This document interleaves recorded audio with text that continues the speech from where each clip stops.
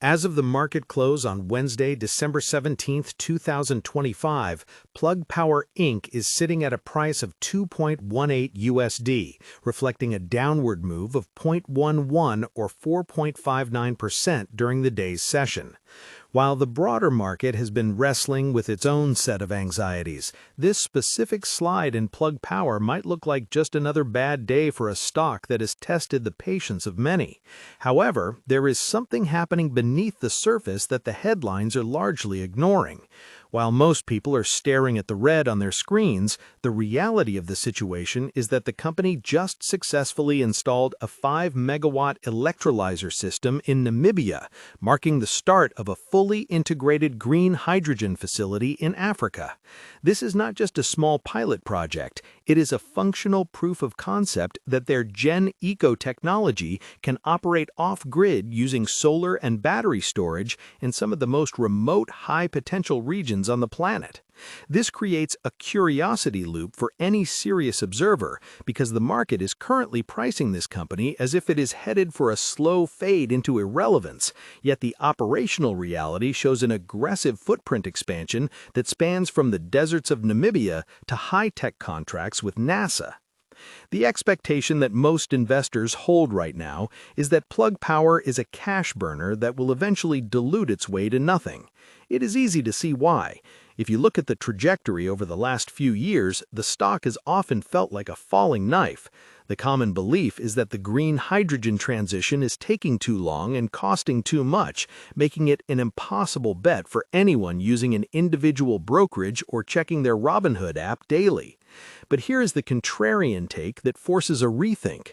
The transition is no longer a theoretical debate about the next decade. It is a logistical reality happening in the present. When a company manages to narrow its operating cash loss by nearly 50% year over year, as Plug did in its recent quarterly report, it suggests that the massive infrastructure spend of the last 5 years is finally beginning to find its floor. The market is looking at the negative 4.59% today and seeing failure, but they might be missing the structural shift from a construction-heavy business to a production and service-heavy one. Looking at the recent stock movement, the daily swings have been nothing short of a roller coaster. We are seeing intraday volatility that would make even seasoned traders on a professional trading platform like Interactive Brokers sweat. The trading volume today was significant, and that usually points to institutional rebalancing. We know that big players often use these dips to quietly build or exit positions depending on their risk appetite. Recently, we saw a private offering of $375 million in convertible senior notes. To the average retail investor using an online investment tool, this looks like more debt and more potential dilution, but to the institutional eye, this was a strategic move to eliminate high-interest first lien debt and fully fund the current business plan. This is the tension we're dealing with. The expectation is more debt, but the reality is better debt. The company has also been busy with its Project Quantum Leap, which is a fancy way of saying they're cutting the fat. They're consolidating facilities and reducing their workforce to save over $200 million annually.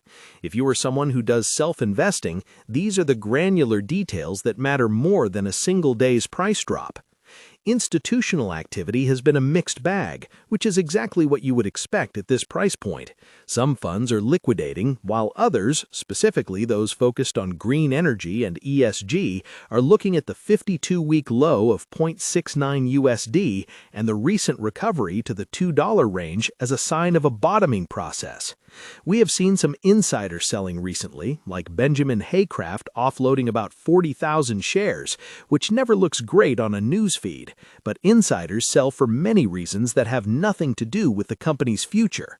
On the flip side, the recent contract with NASA to supply liquid hydrogen to the Glenn Research Center is a massive validation. If your technology is good enough for the rigorous standards of a space agency, it is likely good enough for the logistics fleet of a Fortune 500 company. Yet the stock remains pinned under $3. This suggests a massive gap between the company's technical achievements and its market valuation. If we step back and look at what the business actually does, it's more than just making fuel cells. They've built an entire ecosystem. They produce the hydrogen, they build the electrolyzers that extract it from water, they make the storage tanks, and they build the fuel cells that turn that hydrogen back into power for forklifts and trucks. It's a vertically integrated model that mimics what we see with NVIDIA stock or Apple stock in their respective fields. They want to own the whole stack. Past performance shows they grew too fast and spent too much, leading to those atrocious 5-year returns we often see in analyst reports. But the business model today is different. They're moving away from being a growth-at-all-costs company to one that is focused on gross margin. The fact that their electrolyzer revenue surged 46% sequentially in the last quarter is a huge data point. It shows that while the fuel cell market for material handling is maturing, the market for green hydrogen production is just starting to take off. Macroeconomic pressures are the heavy cloud overhanging everything. With the current political climate in the United States, there's a lot of uncertainty about the Department of Energy loan programs and green energy subsidies. If the government decides to pull back on support for hydrogen, Plug Power will have to rely entirely on its international partnerships in places like France, the Netherlands, and Namibia. This is a risk that anyone using Schwab Intelligent Portfolios or Fidelity Wealth Management needs to account for. A sudden shift in policy could delay the company's goal of reaching positive EBITDA by the second half of 2026. However, it is also worth noting that many of these green initiatives are already baked into local economies and are seen as essential for energy independence, which is a bipartisan goal. The tension between political rhetoric and economic reality is where the biggest opportunities often hide. I want to pause here and ask you to get involved. Comment below how many shares of Plug Power you currently hold and what your average cost basis is. It's always interesting to see where the community stands on these high volatility names, especially compared to stalwarts like Tesla stock. Are you holding for the long-term hydrogen transition, or are you looking for a quick swing trade as the price fluctuates near its recent lows? Looking toward the future, there are several catalysts that could either send this stock back towards its previous highs or keep it grounded. The special shareholder meeting on January 29, 2026 is a big one. They're looking to make it easier to raise equity, which is a double-edged sword.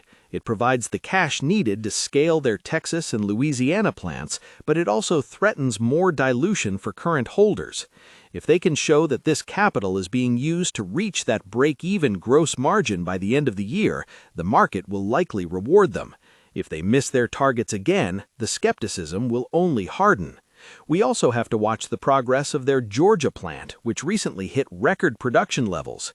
If they can prove they can produce liquid hydrogen cheaper than they can buy it on the open market, the narrative will change from "can they survive" to "how much can they earn?" The competition is not standing still either. Companies like Fuel Cell Energy and various international players are vying for the same contracts, but Plug Power has a first-mover advantage and a massive amount of real-world data from their 72,000 fuel cell systems currently in the field. This is not a company that exists only on a PowerPoint slide. They have hardware in the ground. When you are doing your online investing and looking at investing sites for the next big thing, it's easy to get distracted by the latest AI craze, but the basic need for clean, portable, high-density power is not going away. Hydrogen remains one of the few viable options for heavy-duty transport and industrial processes that batteries simply cannot handle. This is the fundamental reality that keeps the light on for this company. To summarize the situation, we have a stock that closed at $2.18 today, down significantly in a single session, reflecting a market that is deeply skeptical of its capital structure and the speed of the hydrogen transition. The expectation is a continued decline and further dilution, but the reality is a company that is aggressively cutting costs, expanding its global footprint into high-growth regions like Africa and Europe, and securing validation from high-tier organizations like NASA. The contrast between the negative market sentiment and the positive operational milestones is at an all-time high. Whether you use SoFi Invest, a Robinhood app, or a more traditional Fidelity brokerage, the question is whether you believe the company's path to profitability in 2026 is a solid plan or a pipe dream. The authority in this space comes from looking at the numbers, not the hype.